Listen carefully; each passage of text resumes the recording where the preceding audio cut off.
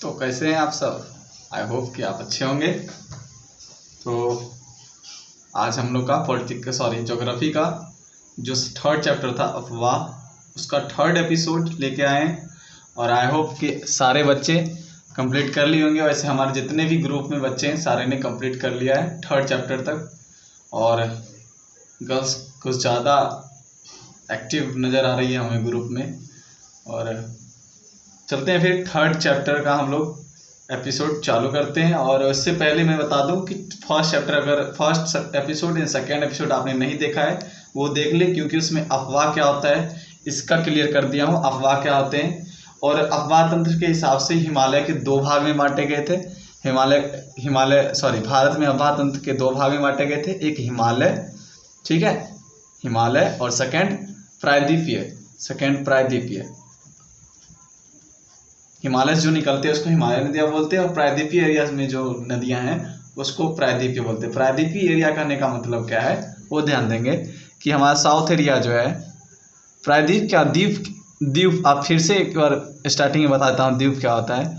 ऐसा एरिया जो पानी से चारों ओर से घिरा हो उसको द्वीप बोलते हैं। प्रायद्वीप किसे बोलते हैं? ऐसा एरिया जो पानी से 3 क्षेत्रों से घिरा हो, ऐसे एरिया जो 3 क्षेत्रों से पानी से घिरा हो। जैसे हम लोग का साउथ में देखो, इधर अरब सागर, बे ऑफ बंगाल, इधर हिंद महासागर, ठीक है, तो इसको प्रायद्वीप बोलते हैं। उस एरिया में कौन कौन सी नदी है वो जानेंगे। मैंने पहले एपिसोड में हिमालय नदियाँ बताया था, हिमालय नदियाँ की जो सिंगल हैं आपको हिमालय नदियाँ की विशेषता बताया था, प्रायद्वीपीय नदियाँ बताया था, फिर हिमालय नदियाँ के आप सिंधु नदी तंत्र के बारे में बताया, फिर गंगा नदी के बारे में बताया था, फिर आपको ब्रह्मपुत्रा के बारे में बताया था, यानी फर्स्ट सेकंड एपिसोड में ये बताया था। अब प्रायद्वीपीय का भी मैंने प्रायद्वीपीय की विशेषता बता दिया है एपिसोड सेकंड में। और अब प्रायद्वीपीय एरिया में जो पाए जाने वाले नदी हैं उसके बारे में जानेंगे। तो चलते हैं प्रायद्वीपीय नदियों के बारे में जानते हैं। प्रायद्वीप क्या होता है मैंने बता दिया है। उस एरिया प्रायद्वीप एरिया में जो पाया जाएगा नदियाँ उसे प्रायद्वीपीय नदियाँ बोलते हैं। देखते हैं, समझने की कोशिश करेंगे, ठीक है, क्योंकि लिखने से ज़्यादा इम्पोर्टेंट होता है कि आप अगर समझ गए तो लिखने की कोई जरूरत नहीं है, लेकिन लिख लेना, लास्ट में लिखना, लेकिन आप पूरी तरीके से पहले समझ जाओ। सेकेंड टाइम आप पॉज करके स्किप करके कर लेना, लेकिन फर्स्ट टाइम आप फ्रिक्वेंटली आप लगातार आप इसको देखें और सुने। प्रायद्वीपीय एरिया में जो नदी पाया था उसको प्रायद्वीपीय नदियाँ बोलते हैं, ठीक है। प्रायद्वीपीय एरिया में जो पाई जाती है बहुत नदियाँ पाई जाती है, लेकिन इस मुख्य नदियाँ ये हैं जिसकी लंबाई थोड़ा ज़्यादा है और सबकी बहुत छोटा है, 200 किलोमीटर 100 किलोमीटर, तो उसका नहीं गिनती होता है, ठीक है। मुख्य नदियाँ मैंने पहले ही लिख दिया है, और भी नदियाँ हो सकती है, नर्मदा, तापी, गोदावरी, महानदी, कृष्णा, कावेरी। अब प्रायद्वीपीय एरिया में सबसे लॉन्ग नदी जिसको बोल सकते हो आप वो है आपका ये है गोदावरी। गोदावरी है प्रायद्वीपीय एरिया में सबसे बड़ी नदी, इसकी लंबाई 1500 किलोमीटर से भी ज़्यादा है, ठीक है। और बता दें अरब सागर में नर्मदा, तापी ही सिर्फ गिरती है, ठीक है। अरब सागर में गिरने वाली 2 ही नदियां जो है बड़ी नदियां हैं वो नर्मदा और तापी। उसके बाद जो भी है गोदावरी, महानदी, कृष्णा और कावेरी सारी बे ऑफ बंगाल में गिरते हैं, क्योंकि पश्चिमी घाट में आपकी जो है पठार की ऊंचाई ज़्यादा होने के कारण अधिकतर नदियां बे ऑफ बंगाल की तरफ घुट जाती है, बंगाल की ओर मुड़ जाती है, ठीक है। नर्मदा नदी के बारे में समझते हैं। इसकी लंबाई कितनी है? 1312 किलोमीटर के लगभग में।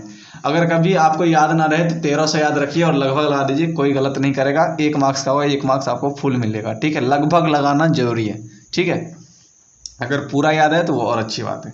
देखते हैं कहाँ से निकलती है नर्मदा नदी। मध्य प्रदेश के अमरकंटक पहाड़ी से निकलती है ये, और ये मध्य प्रदेश और गुजरात से गुजरती है, ठीक है। इसके गुजरात भागों में, मध्य प्रदेश के भागों में नर्मदा नदी बहती है। और इसके सहायक नदियाँ जो भी नदियाँ हैं वो जैसे मुख्य धारा है तो ये समकोण पे आके ऐसे डायरेक्ट आके जुड़ती है, ऐसे आ रही है और ये डायरेक्ट समकोण बना के इसमें ऐड होती है मुख्य नदियाँ जो भी सहायक नदियाँ है, ठीक है। इसके सहायक नदियाँ समकोण पर मुख्य धारा से मिलती है। जबलपुर है, वहाँ पे ये गॉर्ज बना के बहती है। गॉर्ज क्या होता है मैंने फर्स्ट ही एपिसोड में बता दिया है, अगर नहीं देखे हैं तो आप जाके देख लें गॉर्ज क्या होता है, ठीक है। और यहाँ वह तीव्र ढाल से गिरती है, कहाँ? जबलपुर में, और धुआंधार प्रताप यानी का निर्माण करता है। यहाँ प्रताप मतलब होता है झरना। अब देखो बहुत ही ऊंचे जगह से पानी गिराओगे उसकी फुहारा बहुत ज़्यादा चारों बगल फैलती है, उसी से उसको मतलब धुंधला धुंधला दिखता है। बहुत सारा मान लो एक ही बार पानी गिरा हो, छत से नीचे गिरा, देखो किस टाइप का दिखेगा आपको, पत्थर पे गिरा हो कहीं पे, तो आपको फील हो जाएगा कि किस तरह का आपको देखने में नज़र आती है। तो वही झरना का निर्माण करता है और पूरा पारदर्शी की तरह पानी उछल के मतलब जब गिरती है चट्टानों पे या धरती पे तो वो पूरा छोटे छोटे पतला भागों में विभक्त हो जाती है। ठीक है, वही उसी को बोले हैं धुआंधार प्रताप बोलते हैं। ठीक, नेक्स्ट है तापी नदी। तापी का उद्गम स्थल कहाँ है? एमपी। एमपी लिखा हूँ मैं, इसका मतलब मध्य प्रदेश। वहाँ मध्य प्रदेश की एक जिला है बैतूल जिले। ठीक है, वहाँ से सतपुरा रेंज है एक श्रृंखला, वहाँ से निकलती है तापी नदी का उद्गम स्थल एमपी के बैतूल जिले में सतपुरा रेंज यानी सतपुरा की श्रृंखला से निकलती है। इसकी लंबाई नर्मदा से कम है 740 किलोमीटर। ठीक है, आपसे इसमें 5 नंबर का क्वेश्चन नहीं पूछेगा कभी भी, आपसे सिर्फ पूछेगा, अगर पूछेगा 5 नंबर तो ऐसे पूछा है प्रायद्वीपीय नदियों के बारे में बता, उसमें सब आपको प्रायद्वीपीय नदी बताना है, तो थोड़ा थोड़ा पॉइंट। अगर सिर्फ तापी के बारे में पूछेगा तो तापी का 5 नंबर आपको 9th में कभी नहीं पूछ सकता, क्योंकि ये सिंगल मार्क्स से पूछेगा। 5 नंबर का पूछेगा तो आपको पूछेगा हिमालय नदियों में कौन कौन सी नदियाँ, उनकी विशेषता बताएं, तो कहाँ से निकलती है, कितना किलोमीटर, सहायक नदी कहाँ है, कहाँ कहाँ बहती है, ये सब बताना है, मतलब जो बता रहा हूँ, इसीलिए पॉइंट में लिखा रहा हूँ। यह एमपी से गुजरती है, गुजरात से गुजरती है, महाराष्ट्र से गुजरती है, और ये बहती बहती कहाँ गिर जाती है? अरब सागर में गिर जाती है लास्ट में। ठीक है, तो आपको एमपी की राजधानी पता होगा भोपाल, गुजरात का गांधीनगर, महाराष्ट्र का आपको पता है? महाराष्ट्र का आप बताएंगे हमें कमेंट सेक्शन में महाराष्ट्र की राजधानी कहाँ है। हर एक बच्चा जो हमारा यूट्यूब वीडियो देख रहे हैं अभी वीडियो, और खास करके हमारे व्हाट्सएप ग्रुप के जो भी बच्चे हैं, महाराष्ट्र की राजधानी आपको कमेंट सेक्शन में बताना है। ठीक है, यूट्यूब पे।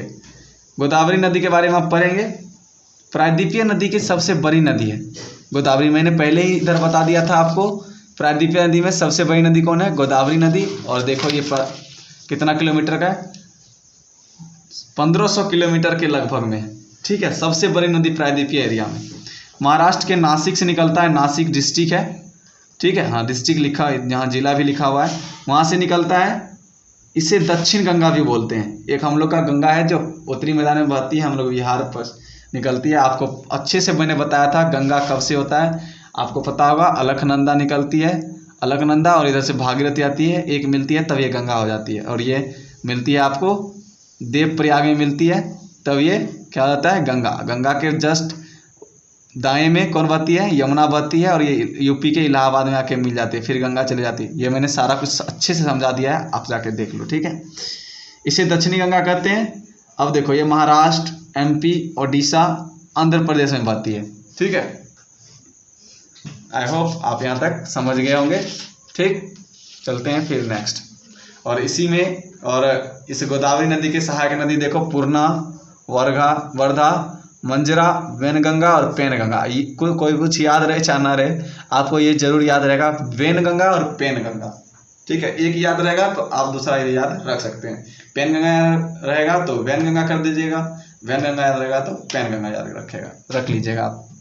ठीक है, अंत में बंगाल की खाड़ी में ये गिर जाती है। आपको मैंने बताया था नर्मदा और तापी नदी ही सिर्फ आपको गिरती है कहाँ? आपको अरब सागर में। ठीक है, क्योंकि वो गुजरात की तरफ से गिरती है। ठीक है, उसके बाद नीचे से जो भी गिरती है वो अरब सागर वहाँ गिरती है, बे ऑफ बंगाल में। महानदी के बारे में आप जानेंगे, महानदी क्या है? ये छत्तीसगढ़ से निकलती है। ठीक है, छत्तीसगढ़ से निकलती है और ओडिशा से प्रवाह होते हुए बंगाल खाड़ी में गिर जाती है, और इसकी लंबाई है 860 किलोमीटर। ठीक है, 860 किलोमीटर। आप कुछ याद नहीं रखना है, आपको इतने नदी में सिर्फ 3 चीज़ याद रखना है, 4 चीज़ याद रखना है। इसका ओरिजिन पॉइंट क्या है, कहाँ कौन सी स्टेट से निकलती है, लंबाई याद रखना है, किस में गिरती है, और इसकी सहायक नदी क्या है, बस इतना याद रखना है। ठीक है, कुछ भी पूछ देगा, प्रायद्वीपीय नदी की विशेषता पता है, इसके नदियाँ के बारे में विवरण दे, सारे नदी को नाम लिख देंगे, आप 4 पॉइंट सब में लिखेंगे। ठीक है, कहाँ से निकलती है, और आपको बता दें, देखो ये भी महाराष्ट्र से निकली है, अधिकतर नदी जो है महाराष्ट्र से निकली है, आपको गौर करना। ठीक है, अगर नहीं तो डायरेक्ट आप याद कर लेना। एमपी से भी निकली है, 2-3 नदियाँ जो है महाराष्ट्र से निकलती है। ठीक है। आपको एग्जाम में कोई भी नदी पूछे 3-4 पॉइंट लिखो, दैट्स इनफ। 2 नंबर का है। कहाँ से निकला है, उसकी लंबाई क्या है, सहायक नदियाँ क्या है, लास्ट में वो कहाँ गिरती है, बे ऑफ बंगाल में गिरती है या अरब सागर में गिरती है या हिंद महासागर में, किस में गिरती है। आपको बस ये 4 पॉइंट याद रखना है मेनली। अब देखो लास्ट, इस एपिसोड का लास्ट कृष्णा नदी के बारे में पढ़ेंगे।